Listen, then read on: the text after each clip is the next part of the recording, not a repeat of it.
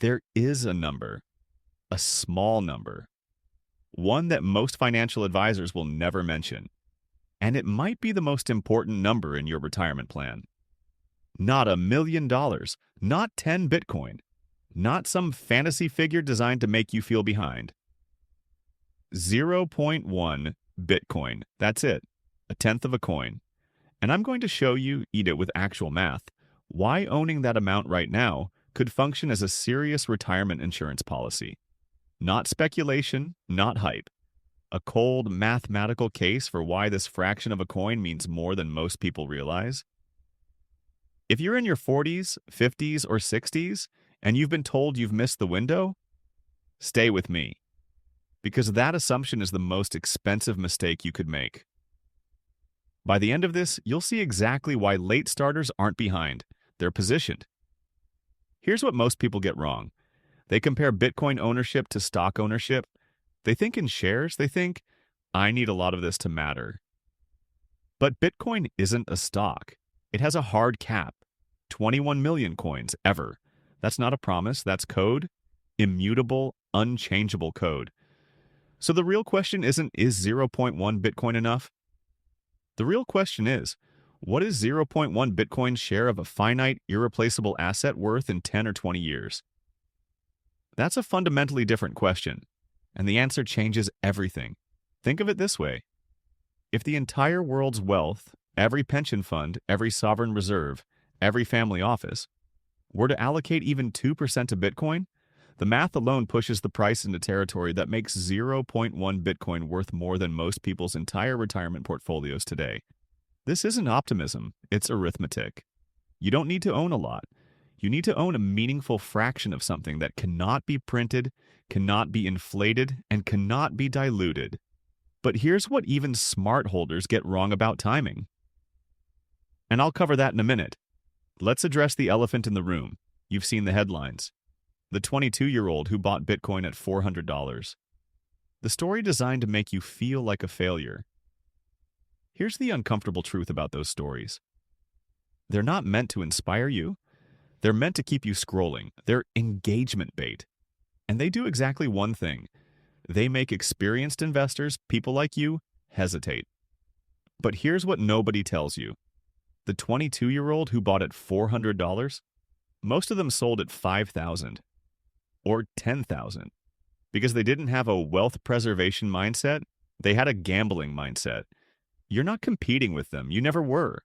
The investors who actually win at this game aren't the ones who bought earliest. They're the ones who bought deliberately and held with conviction. That's a strategy available to you right now. Today, at any age.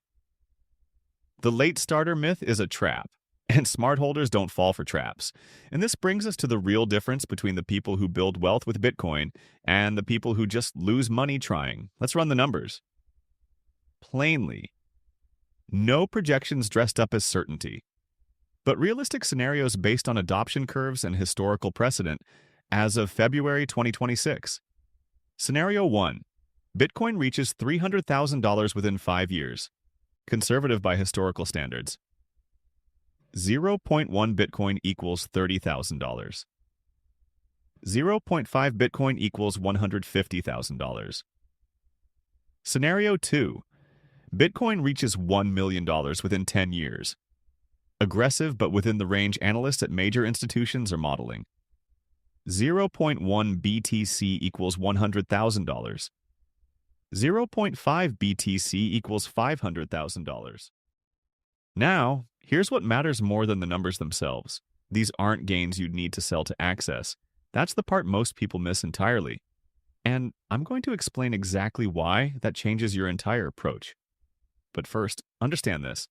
Even in the most conservative scenario, 0.1 Bitcoin purchase today functions as a hedge. An insurance policy against currency debasement, inflation, and the slow erosion of purchasing power that is already happening to your savings. You're not chasing a moonshot. You're buying protection.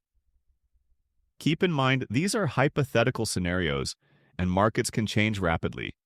Always do your own research and consider the volatility involved. But there's one critical rule smart holders follow that separates wealth builders from people who panic sell at the worst possible moment. There are two types of people in the Bitcoin market: gamblers and strategists. Gamblers trade on emotion. They buy when prices surge. They sell when prices drop. They chase headlines. And they consistently destroy their own wealth while feeling like they're being smart about it. Strategists do the opposite. They buy based on logic.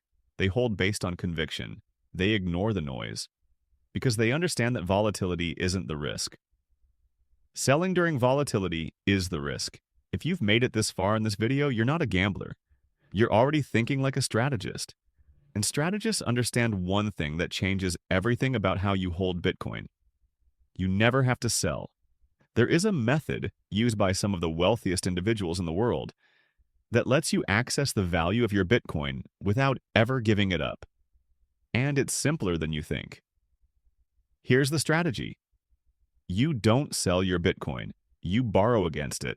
This is not a new concept. Wealthy individuals have borrowed against appreciating assets for decades.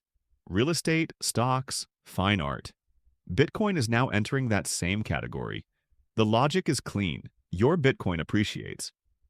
Instead of selling and triggering a taxable event and permanently removing yourself from future gains, you take a loan secured by your holdings.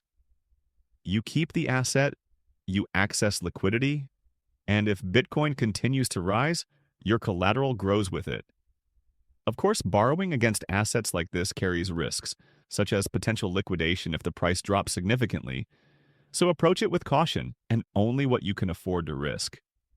For someone holding 0.5 BTC at $1 million, that's potential access to hundreds of thousands in borrowing power. Without selling a single satoshi, this is how generational wealth is built. Not by selling at the right time, by never needing to sell at all. And this is exactly why 0.1 Bitcoin, even at today's prices, a saiken is not a small position. It's the foundation of a strategy that compounds silently for decades. So here's where we land. You don't need to have started at 20. You don't need to own a whole coin. You don't need to catch up to anyone. What you need is a clear-eyed understanding of what even a fraction of Bitcoin represents in a world of finite supply and expanding institutional demand. 0.1 Bitcoin is not a small bet. It is a calculated, asymmetric insurance policy, one that costs you a fraction of what traditional retirement vehicles demand and offers exposure to an asset class with no historical equivalent. The potential here is exciting, but remember, investing involves risks, and the real key isn't buying too little. It's making informed choices without delaying based on fear. Every month you delay, the gap between where Bitcoin is and where it's going narrows your entry advantage. Quietly, without fanfare, without anyone warning you. But now you have the framework. You have the math. You have the strategy. You know why late starters aren't behind. You know why holding beats trading.